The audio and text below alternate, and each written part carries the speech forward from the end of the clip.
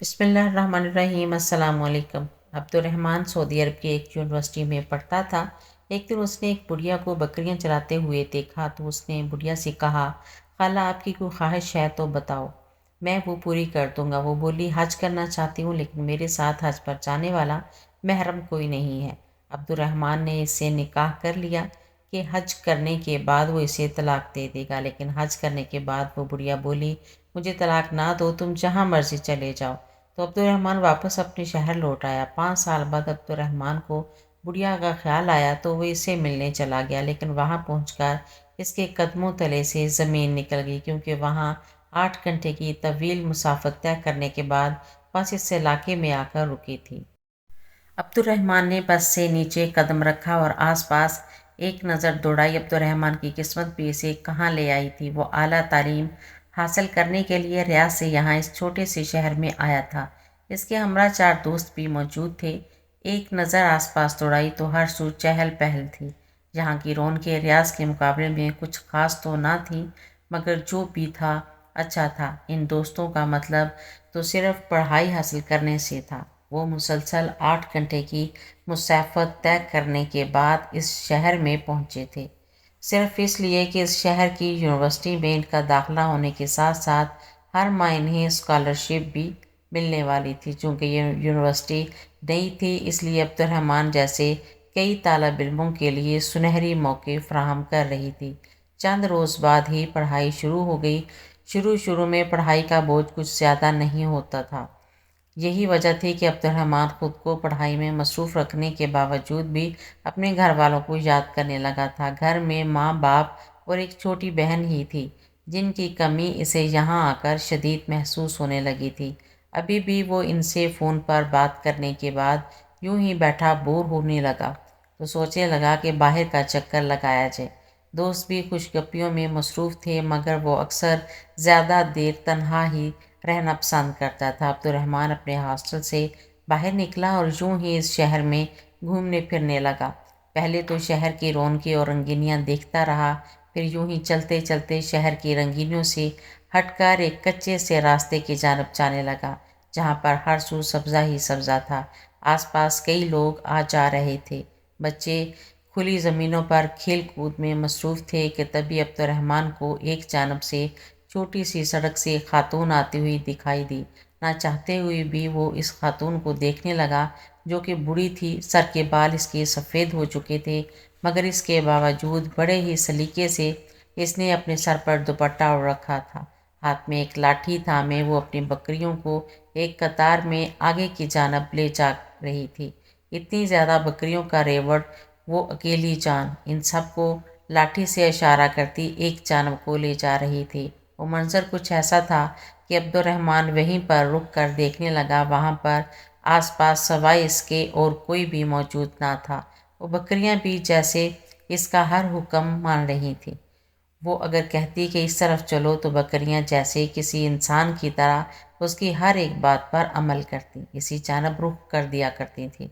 Abdurrahman बगौर इस औरत को वहीं पर कुछ दूरी पर खड़ा देखने लगा। ऐसा नहीं था कि वो कुछ गलत सोच रखने वाला था या नीयत में खोट थी। दर हकीकत अब्दुर्रहमान की नज़रें न जाने इसके चेहरे में क्या खोज रही थी। बेसाख्ता इसका ध्यान बूढ़ी खातून की जानब गया। बूढ़ी औरत इस उम्र में ये सारे काम करती फिर रही थी। न जाने इसका कोई वाली वारस था भी कि नहीं, जो खुद अकेले ही ये सारी जिम्मेदारियां उठा रही थी। कुछ ही देर बाद वो अपनी बकरियों को लिए एक छोटे से घर की जानब चल दी, जिसकी चारदीवारी इस कदर छोटी थी कि वो घर के अंदर चली गई, इसके बावजूद दिखाई दे रही थी। बूढ़ी औरत ने अपनी बकरियों को एक जानब बांधा और फिर अंदर कमरे में चली गई। तभी एक शख्स वहां से गुजरा, जो कि इसी इलाके का रहने वाला था।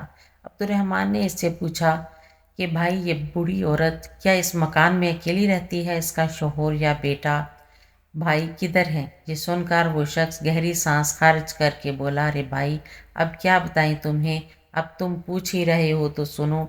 मैं खुद बच्चा था तब से इसे अकेला ही यहाँ पर देख रहा हूँ। ये खातून 18 साल की थी जब शादी होकर इस इलाके में रहने के लिए आई थी। इसका शोहर बड़ा ही नेक और खुदा तरस किस्म का शख्स था। सारे गांव में इनकी बड़ी इज्जत थी, मगर शादी के चंद हफ्तों बाद ही इस खातून का शोहर वफात पा गया। सास ससुर तो सर पर मौजूद ना थे। आसपास के लोगों ने तो ये कहकर जीना हराम कर दिया था कि देखो तो कैसी मनहूस निकली, आते ही अपने शोहर को खा गई। मगर चंद रोज़ बाद ये खबर भी सामने आई कि ये खातून हामला है। ये खबर इन खातून के लिए बड़ी खुशी की खबर थी। इनके शोहर की निशानी इनके पास आने वाली है, मगर यहाँ पर इन लोगों ने इन्हें चैन नहीं लेने दिया। तरह तरह की बातें होने लगीं। लोग इन्हें बुरा समझने लगे, कहने लगे कि ये खातून भला कैसे हामला हो सकती है, इसके शोहर को मरे हुए तो वक्त बीत चुका है। ऐसी बातें सुन सुनकर वो खातून रोती रहती, अपने घर से बाहर निकलना छोड़ दिया। और फिर ये खबर मिली कि इस खातून का होने वाला बच्चा वक्त से पहले ही मर चुका है। इसके बाद कई लोग आए, कई लोग गए, सब अपनी अपनी ज़िंदगियों में मसरूफ़ हो गए। बूढ़ी खातून यूं ही तन्हा इस गांव में अपनी बकरियों के साथ रहने लगी। कितनी ही देर अब्दुर्रहमान वहां पर खड़ा इस खातून के घर को देखता रहा, जो इस घर के सारे काम अकेली ही कर रही थी। बहरहाल वक्त काफ़ी बीत चुका था, इसलिए वो वापस अपने हॉस्टल में आ गया। चंद रोज़ बाद दोबारा शाम के वक्त चहलकदमी के लिए वो निकला तो एक मरतबा फिर इस रास्ते से इसका गुज़र हुआ। वो बूढ़ी खातून इसे एक मरतबा फिर नज़र आई। इसके दिल में उस खातून के लिए एक अजीब सी उनसियत पैदा हो गई।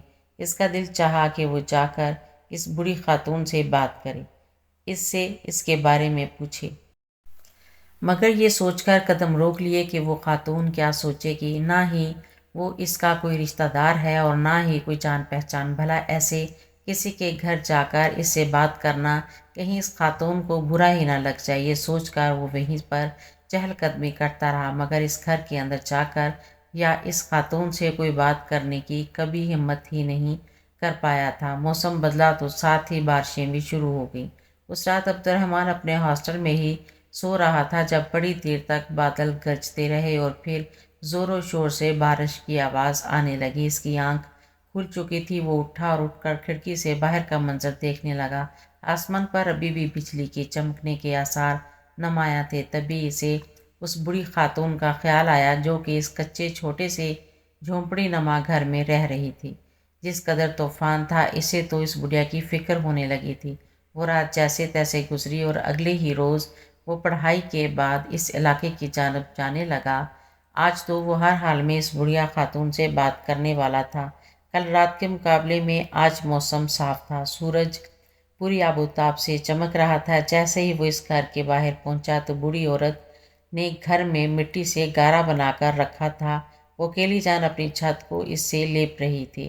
पहले छत पर मिट्टी लेपती, फिर वो सीधा सी सीढ़ी उतार कर दोबारा मिट्टी भरकर ऊपर ले जाती। अब्दुर्रहमान घर में दाखिल हुआ, बूढ़ी खातून को सलाम किया। बूढ़ी खातून ने भी मुस्करा कर सलाम का जवाब दिया। फिर रस्मी सलाम दुआ के बाद अब्दुर्रहमान ने इस खातून को बाल्टी में मिट्टी भरकर देना शुरू की तो वो खातून मना करती रहेगी कि मैं कर लूँगी, तुम इतनी मुशक्क़त मत उठाओ। मगर अब्दुर्रहमान तो जैसे दिल ही दिल में सुकून महसूस कर रहा था।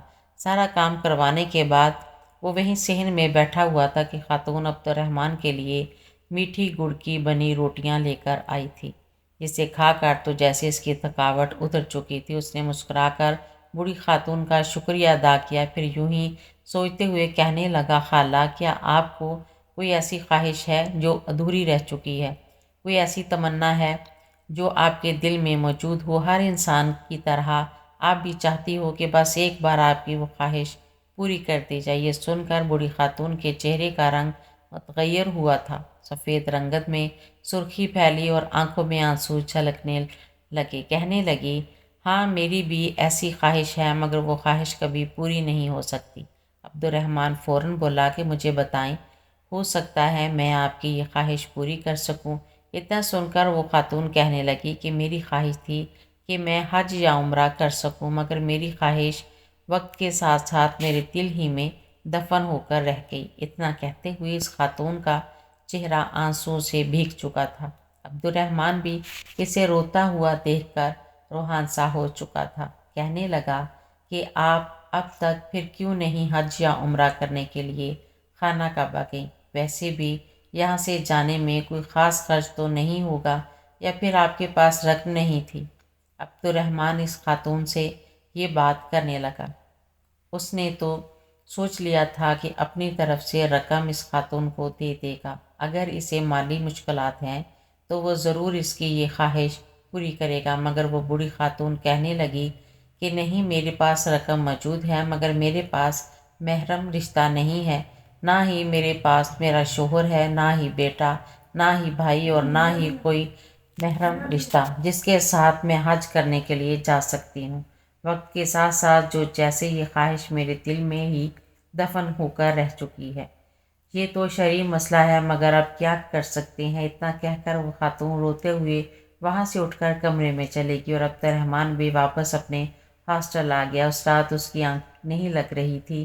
اس نے جس مان سے اس خاتون سے کہا تھا کہ وہ اس کی ہر خواہش پوری کرے گا، اور یوں اب اس کی یہ خواہش سن کر وہ چاہتے ہوئے بھی اس کی خواہش پوری نہیں کر پا رہا تھا۔ یہ بات اسے اندر ہی اندر جھنجھوڑ رہی تھی کہ آخر وہ اس خاتون کی کیسے مدد کرے، کیسے اس کا محرم رشتہ ڈھونڈے جو اس کو خانہ کعبہ کی زیارت کروا سکے۔ ساری رات وہ یوں ہی سوچتا رہا کہ جب اچانک خدا کی طرف سے اس کے دل میں الہام کی طرح ایک بات آئی تھی، کہ اس کے ذہن میں یہ بات آئی، کیوں نہ وہ اس عورت سے نکاح کر لے، صرف اس لیے نکاح کے بعد میں وہ اس کا محرم ہو جائے گا، اور یوں وہ اسے حج کروانے کے لیے بھی لے آئے گا۔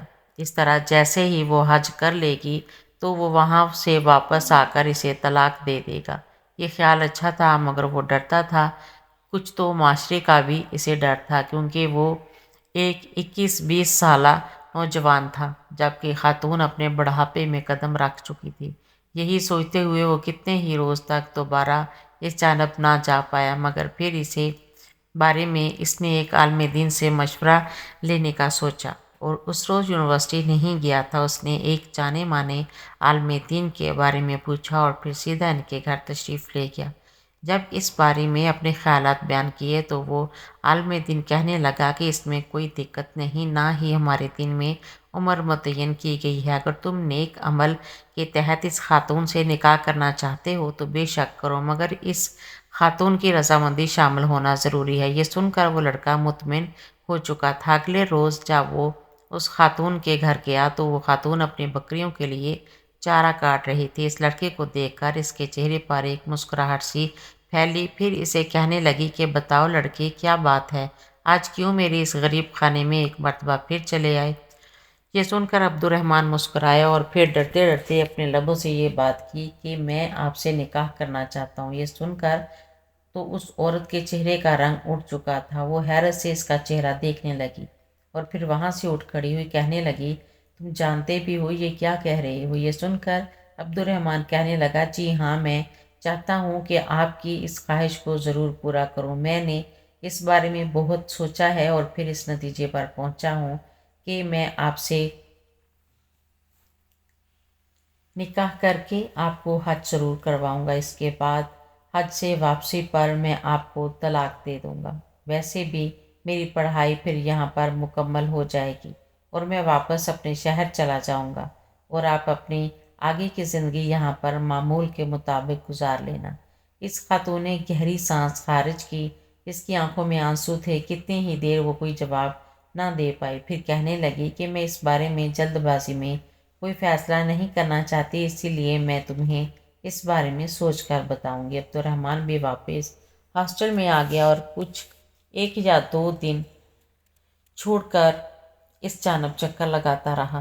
جب ایک روز اس کے ہاسٹل میں ایک شخص اسے پیغام دینے آیا کہ وہ بوڑھی خاتون اس سے ملنا چاہتی ہے، اس کے ساتھ موجود لڑکے حیرت سے اسے دیکھنے لگے کہ آخر یہاں اس کی کون سی رشتہ داری نکل آئی۔ بہرحال وہ سب کو نظر انداز کرتا ہوا اس خاتون کے گھر پہنچا۔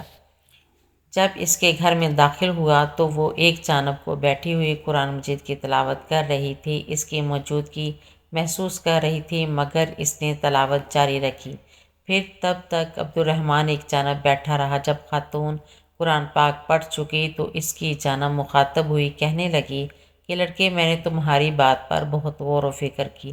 ہماری نیت کیا ہے اور ہمارا رب بخوبی جانتا ہے، اس لیے میں تم سے نکاح کرنے کے لیے تیار ہوں۔ یہ سن کر عبد الرحمن بھی مطمئن ہو چکا تھا۔ اگلے ہی روز اس نے اپنے دوستوں کو ساتھ لیا اور اس خاتون کو بھی اپنے ساتھ لے کر عدالت چلا گیا، جہاں پر قاضی کے سامنے انہوں نے نکاح کیا تھا۔ یہ رشتہ دونوں کی باہم رضامندی سے طے ہو رہا تھا، اس لیے کوئی کسی بھی طرح کا اعتراض نہیں کر پا رہا تھا۔ ایک ہی ماہ بعد حج شروع ہونے والا تھا، تب تک وہ خاتون عبدالرحمن کے نکاح میں ہی تھی۔ نکاح کے بعد عبدالرحمن واپس ہاسٹل میں چلا آیا۔ چند روز بعد وہ اس خاتون کے پاس چکر لگاتا، کبھی گھر کے کسی کام میں اس کی مدد کروا دیتا تو کبھی اس کے لیے کوئی کھانا لے جاتا۔ ہر بار ہی وہ عورت منع کرتی تھی کہ تم میری خاطر کچھ مت کرو، مجھے تم سے کچھ نہیں چاہیے، تم نے مجھ پر جو احسان کر دیا وہی بہت ہے۔ کچھ ہی ہفتوں کے بعد وہ دونوں حج کی ادائیگی کے لیے وہاں سے نکل چکے تھے۔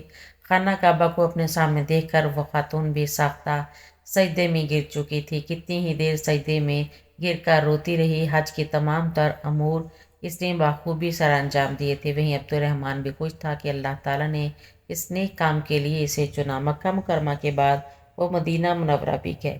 تمام تر زیارات کرنے کے بعد جب وہ واپس اپنے علاقے میں پہنچی تو وہ خاتون عبدالرحمن کا شکریہ ادا کرنے لگی۔ عبدالرحمن واپس اپنے ہاسٹل آ چکا تھا کیونکہ اس وقت طلاق کے معاملے پر بات کرنا مناسب نہ تھا۔ اگلے روز جب وہ واپس اس خاتون کے پاس گیا تو کہنے لگا کہ آپ سے نکاح کرنے کا مقصد صرف اور صرف آپ کو حج کروانا تھا۔ اب تو آپ کی یہ خواہش پوری ہو چکی ہے، اس لیے میں چاہتا ہوں کہ اب آپ کو طلاق دے دوں۔ یہ سن کر اس خاتون کا چہرہ متغیر ہوا تھا۔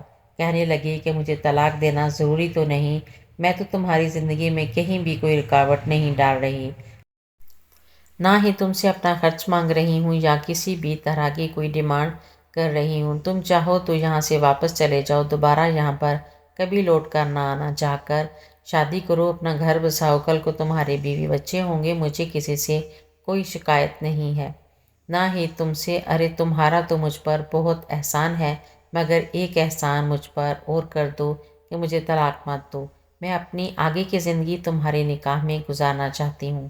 عبدالرحمن نے جب یہ سنا تو وہ حیرت میں مبتلا ہوا تھا۔ اس نے تو یہ سوچا تھا کہ وہ اسے طلاق دے دے گا، مگر اس خاتون نے جب ایسا کہا تو عبدالرحمن سے انکار نہ ہوا۔ ویسے بھی وہ خاتون کوئی خاص چالاک یا تیز ترار بھی نہ تھی جو کل کو اس کے لیے کوئی مسئلہ کھڑا کر سکتی تھی، اس لیے اس نے طلاق نہ دی اور واپس اپنے ہاسٹل آ گیا۔ ہفتوں بعد وہ کبھی کبھار اس خاتون کے پاس جاتا اور اس سے دل کی باتیں کر کے آتا۔ پھر جب اس کی پڑھائی مکمل ہو گئی تو عبدالرحمن اپنی ڈگری لے کر واپس اپنے گھر چلا گیا۔ گھر جاتے ہی اپنے گھر والوں، ماں باپ کی محبت دیکھی تو جیسے تو وہ سب کچھ بھول ہی گیا تھا۔ یہ بھی بھول گیا تھا کہ اس کی ایک بیوی بھی تھی جسے وہ چھوڑ کر آیا تھا۔ کئی سال یوں ہی گزر گئے۔ اس کا تو وہ حساب تھا کہ نیکی کر اور دریا میں ڈال۔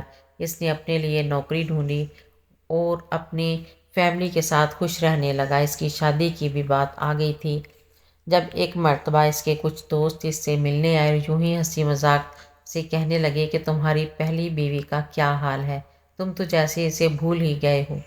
وہ اس بوڑھی خاتون کو لے کر مذاق کرنے لگے تھے۔ اس پر عبدالرحمن مسکرا اٹھا اور کہنے لگا کہ میں تو بھول ہی بیٹھا تھا کہ میں نے ایک خاتون سے نکاح بھی کیا تھا۔ تبھی اس کے دل میں ایک دم سے خواہش اٹھی کہ وہ ایک مرتبہ پھر جا کر اپنی اس بیوی سے ملے۔ نہ جانے کیوں اسے اس کی بے حد یاد آنے لگی تھی۔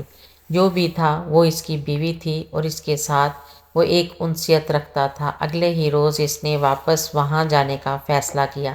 وہ دوبارہ بس پر بیٹھا اور 8 گھنٹے کی مسافت طے کر کے اس علاقے میں پہنچ گیا۔ جب اس کے گھر کے باہر پہنچا تو گھر کو تالا لگا ہوا تھا۔ آخر کو 5-6 سال بیت چکے تھے، کہیں اس بوڑھی عورت کا کوئی رشتہ دار آ کر اسے لے تو نہیں گیا۔ یہی سوچتے ہوئے اس نے جب آس پاس کے گھر والوں سے پوچھا تو جو بات انہوں نے بتائی وہ سن کر عبدالرحمن کے پیروں کے نیچے سے زمین نکل چکی تھی۔ کہنے لگی کہ وہ خاتون تو 1 سال پہلے وفات پا چکی ہے۔ پورا گاؤں اکٹھا ہو چکا تھا کیونکہ سب ہی جانتے تھے کہ اس خاتون نے حج کرنے کے لیے اس نوجوان سے نکاح کیا تھا۔ تبھی ایک بزرگ شخص جو کہ اس علاقے کی مسجد میں مؤذن تھے، چلتے ہوئے عبدالرحمن کے پاس آئے اور کہنے لگے کہ یہ لو تمہاری امانت۔ عبدالرحمن نے جب دیکھا تو وہ چابی تھی اس خاتون کے گھر کی۔ کہنے لگی کہ تمہاری بیوی کی ہر چیز کے وارث اب تم ہی ہو، یہ گھر بھی تمہارا ہے۔ میں نے اس خاتون کے نماز جنازہ کے بعد اس گھر کو تالا لگا دیا تھا اور اسی بھروسے تھا کہ اگر اس کا کوئی وارث آیا تو اسے دے دوں گا۔ عبد الرحمن نے وہ چابی لی اور پھر نہ چاہتے ہوئے بھی گھر کا دروازہ کھول کر اندر داخل ہو گیا۔ اسے یوں لگا جیسے ابھی بھی وہ خاتون یہیں پر بیٹھی ہوئی بکریوں کے لیے چارہ کاٹ رہی ہو، جیسے وہ اکثر اس سے ملا کرتی تھی۔ اس کی آنکھوں میں آنسو تھے۔